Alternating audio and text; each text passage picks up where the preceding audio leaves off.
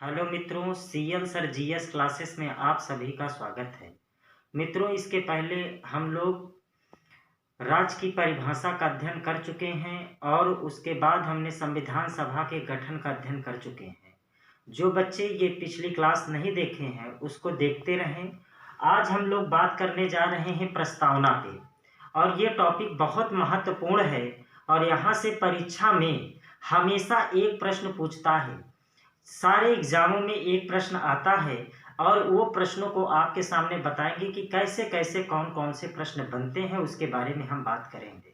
तो आज की क्लास में हम लोग सबसे पहले बात करने जा रहे हैं प्रस्तावना। तो देखिए,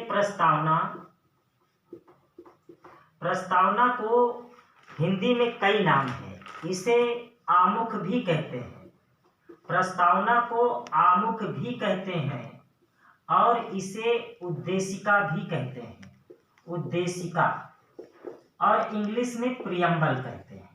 तो देखिए, अगर नाम बदलकर परीक्षा में पूछ ले तो आप घबराइएगा नहीं। प्रस्तावना को आमुख कहा जाता है और इसे उद्देशिका कहा जाता है। हिंदी के ये तीन नाम है और इंग्लिश में इसे प्रियम्बल कहते हैं। जैसे मान लीजिए कि कोई किसी के पिताजी हैं, कोई पापा कहता है, कोई बाबूजी कहते हैं, कोई पिताजी कहते हैं, लेकिन इंग्लिश में फादर ही होता है। उसी तरह से प्रस्तावना आमुख और उद्देशिका कहते हैं। तो पहले हम इसके बारे में आपको बताएं और इसके कितने प्रश्न बनेंगे उसका फिर हम चर्चा करेंगे। जिस तरह से आप पहले समझिए प्रस्तावना है क्या। जिस तरह से आप किसी किताब का अध्ययन करते हैं तो किताब के प्रथम पृष्ठ पे लिखा होता है आमुख या उद्देशिका। जब आमुख और उद्देशिका लिखा होता है, इससे ये स्पष्ट हो जाता है, मतलब जब उद्देशिका या आमुख या प्रस्तावना को किसी किताब का हम पढ़ लेते हैं तो ये स्पष्ट हो जाता है कि लेखक उस किताब में क्या लिखना चाहता है, क्या बताना चाहता है और उसमें क्या देना चाहता है। उसी तरह से जब हम संविधान की प्रस्तावना को पढ़ लेते हैं तो शेष कुछ पढ़ना बाकी नहीं रह जाता है, क्योंकि पूरे संविधान का सार है उद्देशिका में। मतलब जो बातें उद्देशिका में लिखी हुई हैं उसी को पाने का प्रयास किया जाता है। संविधान निर्मात्री सभा के लोग एक ऐसा संविधान देना चाहते थे जो एक बढ़िया खुशबूदार जो है फूल की तरह हो, जिसमें सभी लोग फूल की खुशबू ले आनंदित रहे और मस्त रहे। उसी तरह हमारे देश में विभिन्न जाति, विभिन्न धर्म, विभिन्न समुदाय के लोग हैं। उन लोगों के बीच में एक ऐसा संविधान देना था जिसमें सब लोग खुश रहें, आनंदित रहें। तो प्रस्तावना के बारे में आपको सबसे पहले जो प्रस्तावना से प्रश्न आते हैं उसको मैं नोट कर देता हूँ। पहला प्रश्न बनता है कि संविधान का दर्शन किसे कहते हैं। तो संविधान का दर्शन, संविधान का दर्शन, संविधान का दर्शन प्रस्तावना को कहते हैं। याद रखिएगा, प्रस्तावना, संविधान का दर्शन किसे कहते हैं? प्रस्तावना को कहते हैं। दूसरा प्रश्न आपका बनता है कि हृदय एवं आत्मा किसे कहा जाता है। तो प्रस्तावना को ही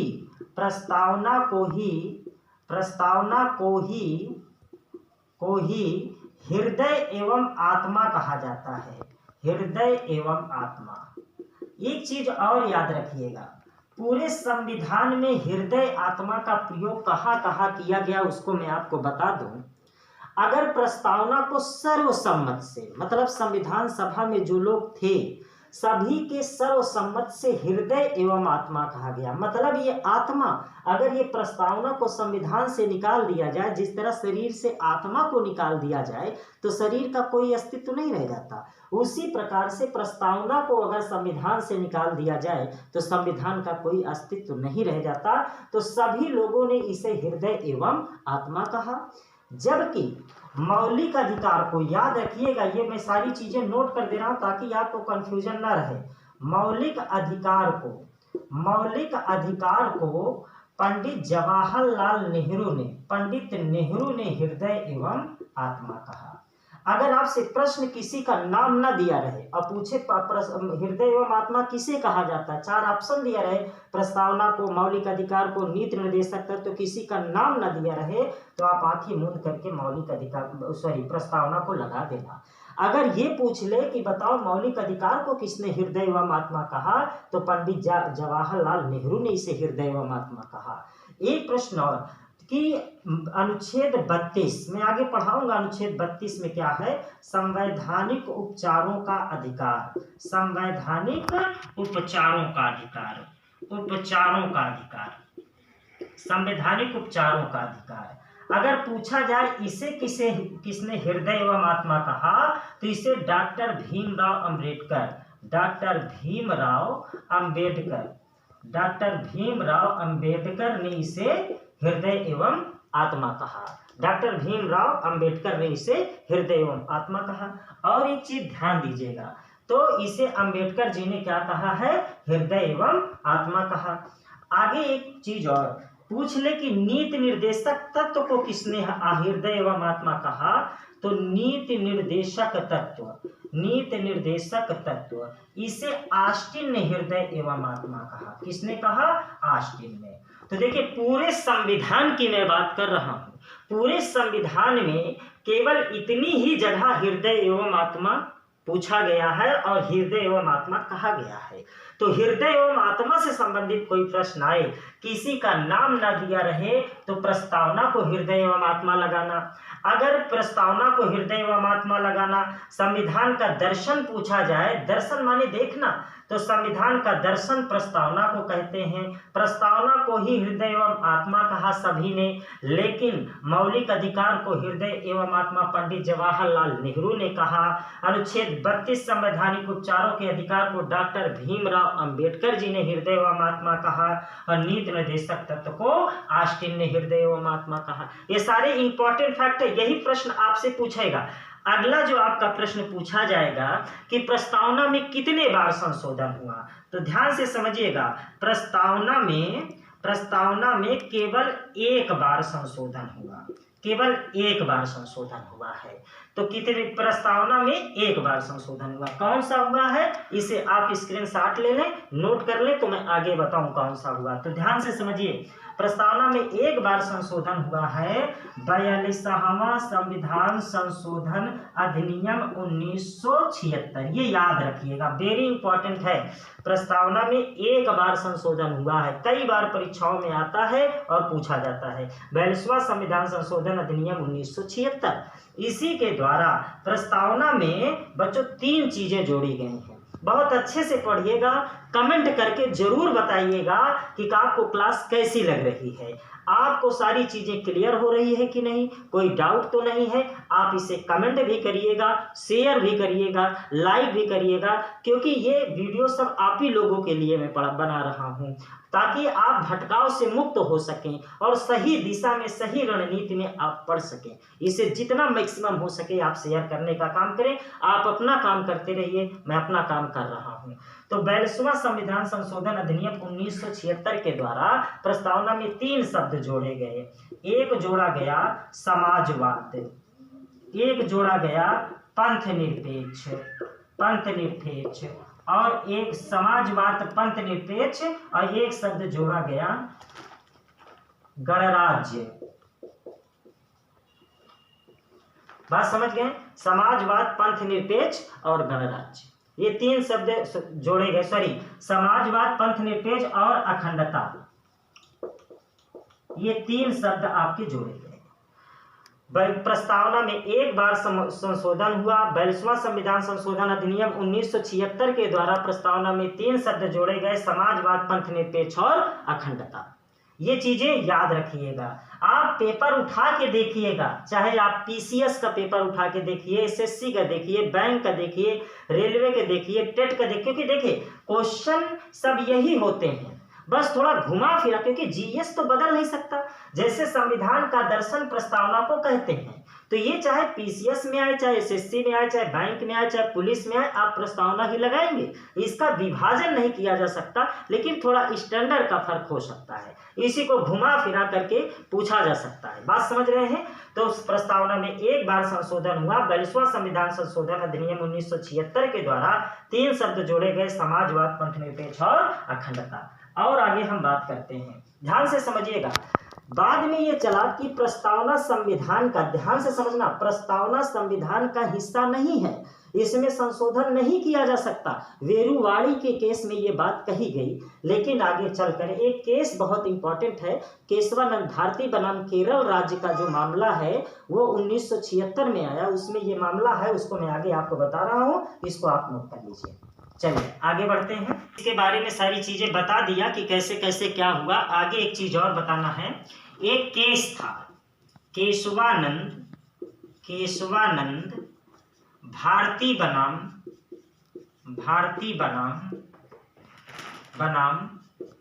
केरल राज्य 1976। तो केशवानंद भारती बनाम केरल राज्य के केस में ये प्रश्न आपसे पूछा जाता, वेरी इंपॉर्टेंट है, पीसीएस में भी बहुत बार पूछा गया। ये सबसे बड़ी, अब तक की सबसे बड़ी संविधान पीठ थी। संविधान पीठ इसी में बैठी। कितने न्यायाधीशों की? 13 न्यायाधीश। 13 न्यायाधीश इसमें थे। तो इस चीज को याद रखना। पूछता है कि अब तक की सबसे बड़ी संविधान पीठ कौन सी है? तो केशवानंद भारती बनाम केरल राज्य 1976 में बैठी, और ये सबसे बड़ी संविधान पीठ थी। संविधान पीठ, जब संविधान में किसी तरह का विवाद होता है तो सर्वोच्च न्यायालय में एक पीठ का गठन होता है जो उस पर विचार विमर्श करता है और निर्णय देता है। तो वेरुवाड़ी बनाम मामले में यह कहा गया कि प्रस्तावना में किसी भी प्रकार का कोई संशोधन नहीं किया जा सकता, लेकिन केशवानंद भारती बनाम केरल राज्य में कहा गया कि प्रस्तावना में संशोधन किया जा सकता है, लेकिन संविधान के मूल ढांचा में किसी तरह का कोई परिवर्तन नहीं होना चाहिए। याद रखिएगा, वेरी इंपॉर्टेंट प्रश्न है, मूल ढांचा। ये प्रश्न आपसे पूछा जाता है कि मूल ढांचा का निर्धारण किसमें हुआ? तो मूल ढांचा का निर्धारण केशवानंद भारती बनाम केरल राज्य के मामले में हुआ। बात मेरी समझ रहे हैं? प्रस्तावना से संबंधित मैं सारी चीजें आपको बता रहा हूं। प्रस्तावना को संविधान का दर्शन कहते हैं, इसमें एक बार संशोधन हुआ, इसे हृदय एवं आत्मा कहते हैं। और एक प्रश्न इंपॉर्टेंट इसमें बनता है, अभी बता रहा हूं। केशवानंद भारती बनाम केरल राज्य 1976 में सबसे बड़ी, ये भी प्रश्न पूछता है, सबसे बड़ी संविधान पीठ बैठी कितना न्यायाधीशों से? तो 13 न्यायाधीशों से, जिसमें कि 7:6 के अनुपात से। एक चीज याद रखना, जितनी भी संविधान पीठ बैठेगी वो हमेशा विषम में बैठेगी। मान लीजिए 12 होते तो 6:6 से निर्णय देते तो कहाँ निर्णय आ पाता। इसीलिए संविधान पीठ हमेशा विषम में बैठेगी, 9 है, 13 है, इस तरह से। तो इसमें 13 न्यायाधीशों की संविधान पीठ बैठी, जिसने 7:6 से यह निर्णय दिया कि प्रस्तावना में संशोधन हो सकता है, लेकिन संविधान के मूल ढांचा में परिवर्तन नहीं होना चाहिए। इसी को ध्यान में रखते हुए 42वां संविधान, देखिए ये 42वां संविधान संशोधन अधिनियम 1976 में ही लाया गया, जिसमें प्रस्तावना में 3 शब्द जोड़े गए, समाजवाद, पंथनिरपेक्ष और अखंडता। इसको आप जल्दी से नोट कर लें। एकदम क्रीम चीज में पढ़ाने का प्रयास कर रहा हूं, एकदम इंपॉर्टेंट, क्योंकि एकदम वही पढ़िए जो परीक्षा में आए। विद्वान नहीं होना, आपको सिलेक्शन लेना है, और सिलेक्शन के लिए सही डायरेक्शन, सही दिशा। इससे बाहर ये भरोसा करिए, यकीन करिए, ना भूतो ना भविष्य कोई प्रश्न पूछा ही नहीं जाएगा। अगर मेरी बात पे आपको कैसे आकलन करें कि सर सही कह रहे हैं, आप पेपर उठाइए, पीसीएस का, एसएससी का, बैंक का, रेलवे का, पुलिस का, जो टॉपिक पढ़ा रहा हूं वो प्रश्न सॉल्व करिए, सारे क्वेश्चन आपको खटाखट मिलेंगे, ये गारंटी मैं लेता हूं। चलिए आगे बढ़ते हैं। तो इस तरह से प्रस्तावना, आमुख और उद्देशिका के बारे में हमने बताया कि केशवानंद भारती बनाम सबसे बड़ी पीठ थी।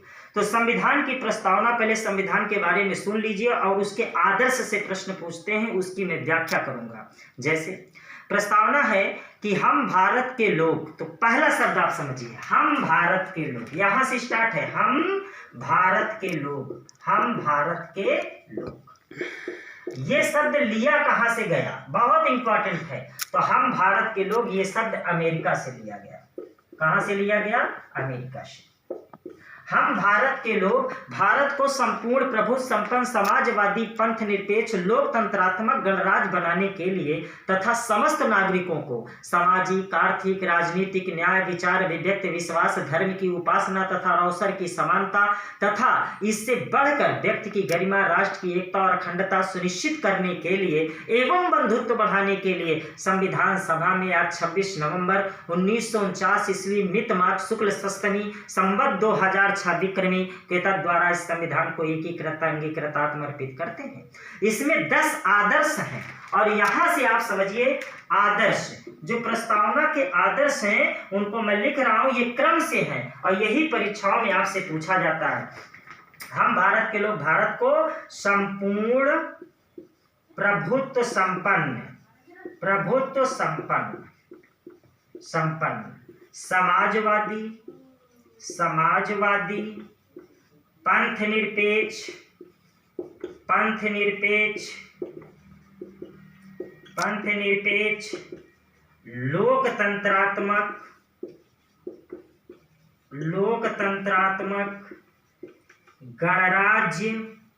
लोकतंत्रात्मक गणराज्य तथा समस्त नागरिकों को सामाजिक, आर्थिक, राजनीतिक, बहुत इंपॉर्टेंट है, इसे समझिएगा, राजनीतिक न्याय, इस सभी में न्याय, राजनीतिक न्याय, व्यक्ति की गरिमा,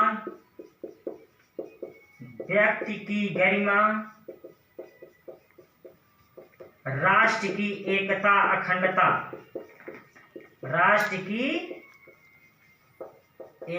अखंडता, अब समझिए पीसीएस में यहां से कैसे प्रश्न बनाएगा। पहले एक इसको उठा लेगा, फिर इसको, ये सारे शब्द क्रम से हैं, तो कहीं इसको ले लेगा, फिर इसको ले लेगा, फिर इसको ले लेगा और उसको जो है कथन कारण में बना देगा कि इसको क्रम से मिलाइए।